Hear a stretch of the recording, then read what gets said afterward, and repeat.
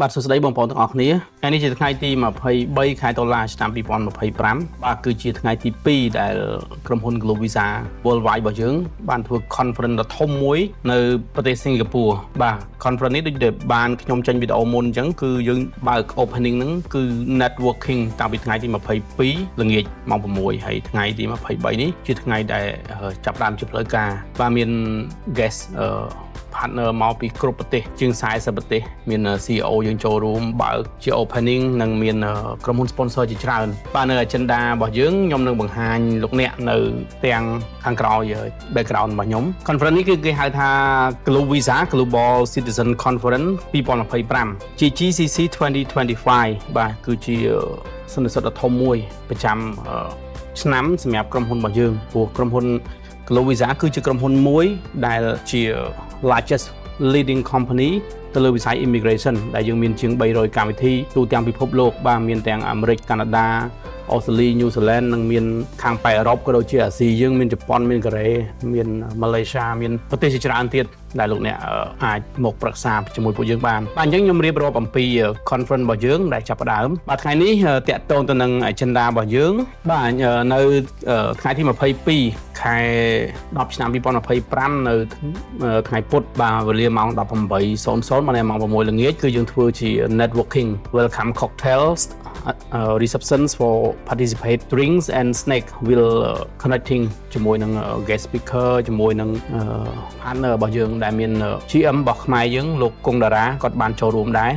ជា partner បាទហើយថ្ងៃទី23ចំថ្ងៃប្រហ័សគឺថ្ងៃនឹងតែម្ដងបាទវេលាម៉ោង 8:30 នាទី welcome coffee and registration បាទនៅ Aquarius Hotel Resort World Sentosa បាទនៅសន្តាគារដ៏ធំមួយនៅកន្លែង conference របស់យើងបាទហើយម៉ោង 8:55 នាទីគឺយើង host opening address បាទម៉ោង 9 Global Visa CEO Remark Mr. Henry Fan គាត់ជា CEO ហើយនិង co-founder Global Visa Group បាទ 9:15 នាទីបាទនេះខ្ញុំនិយាយនេះគឺខ្ញុំមើល agenda ទាំងមូលនៅក្នុង website របស់ក្រុមហ៊ុនបាទបងប្អូនចង់មើលដែរគឺអាចចូលទៅ website របស់ក្រុមហ៊ុន www.globalvisa.com គឺបងប្អូនចុចកន្លែង GCC 2025 ហ្នឹងគឺបងប្អូននឹងឃើញ agenda របស់យើងហើយបាទដែលយើងកំពុងតែប្រារព្ធឡើងនៅក្នុងពេលបច្ចុប្បន្ននេះបាទមានបាទ welcome speak ហើយនិង keynote របស់ CEO របស់យើងបន្ទាប់មកយើងមានបាទ keynote speech ពី investing in America គឺ Mr.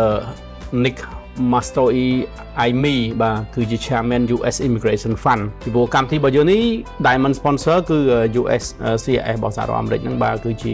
Gold Sponsor ជា Diamond Sponsor ហើយយើងមាន4មាន Gold មាន Diamond មាន Platinum មាន Gold មាន Silverខ្ញុំនឹងបង្ហាញទៀតបាទវីដេអូនេះនិយាយរៀងច្រើនបន្តិចពីព្រោះដោយសារតែ agenda របស់យើងនេះគឺមានរយៈពេល13ថ្ងៃនោះហើយខ្ញុំនឹងភ្ជាប់វីដេអូខ្លះៗដែល GM ខ្ញុំគាត់បានទៅដល់ហើយគាត់បានផ្ដល់វីដេអូខ្លះៗដែលជាការប្រពៃនៅក្នុង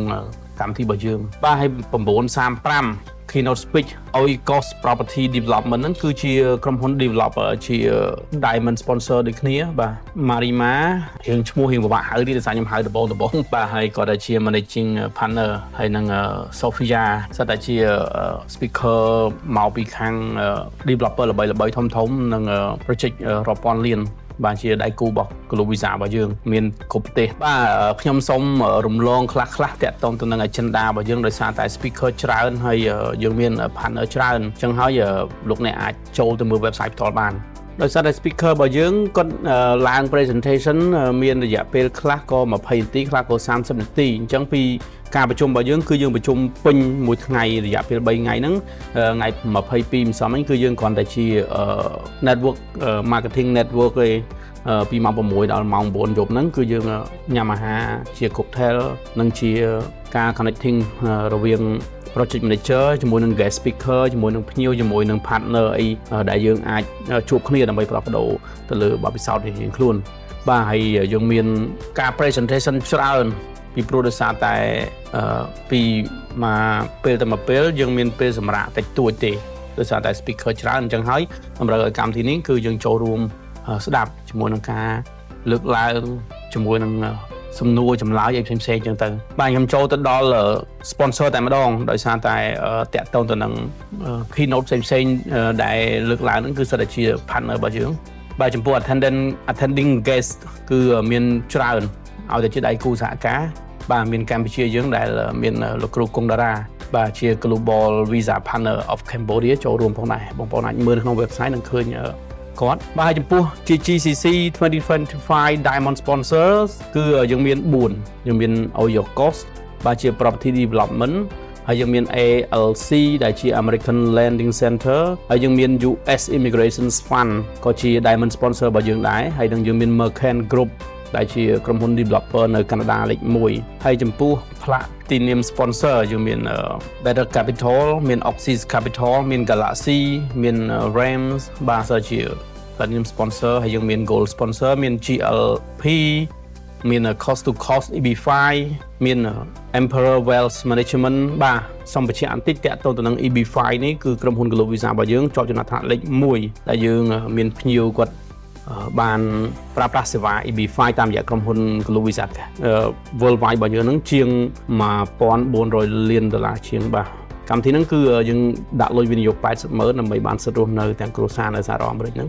បាទគឺយើងលំដាប់ Top 1 Global Visa បាទហើយយើងមាន Silver Sponsor មាន EB5 AN មាន EB5 Capital មាន Canada Startup Visa មានច្រើនទៀតបងប្អូនអាចអញ្ជើញចូលមើលបានហើយយើងក៏មានបាទជាលក្ខណៈថា sponsor ចូលរួមដែលគេហៅថា cards a la carte sponsor ហ្នឹងគឺនៅ sponsor ចូលរួមជាលក្ខណៈ attendant បាទហើយយើងក៏មាន special guest របស់យើងគឺផ្លូវរដ្ឋតែម្ដងគឺ IIUSA គេហៅថា Invest in the USA បាទកម្មវិធីហ្នឹងគឺជាកម្មវិធីរបស់រដ្ឋបាលរបស់អាមេរិកបាទគាត់បានចូលរួមជា special guest សម្រាប់កម្មវិធីរបស់យើងបាទ IIUSA ហ្នឹងគឺជាអង្គភាពមួយដែលរដ្ឋបាលរបស់សហរដ្ឋអាមេរិកគេ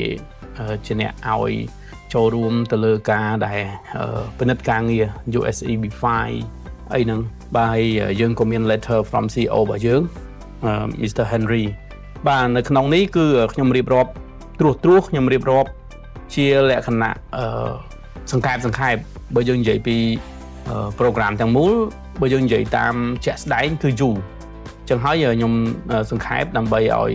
បងប្អូនបានដឹងហើយបានអាចចូលរួមទាន់សភាពការយើងមាននឹងការ live ក្នុង YouTube ក្នុង Facebook ក៏ដូចជា LinkedIn ទៅលើ company របស់យើង Global Visa Group បាទបងប្អូនអាចចូលមើល YouTube បងប្អូនអាចចូលមើល LinkedIn ឬក៏ Facebook វាយពាក្យ Global Visa Group គឺបងប្អូនឃើញពីសកម្មភាពដែលយើងកំពុងតែធ្វើ conference នៅសង្ហបុរីបាទសូមអរគុណខ្ញុំសូមសង្ខេបប៉ុណ្ណឹងហើយបើមានព័ត៌មាន update ខ្ញុំនឹងរៀបចំជូនបងប្អូនបន្ថែមទៀតបាទសូមអរគុណសូមជម្រាបលា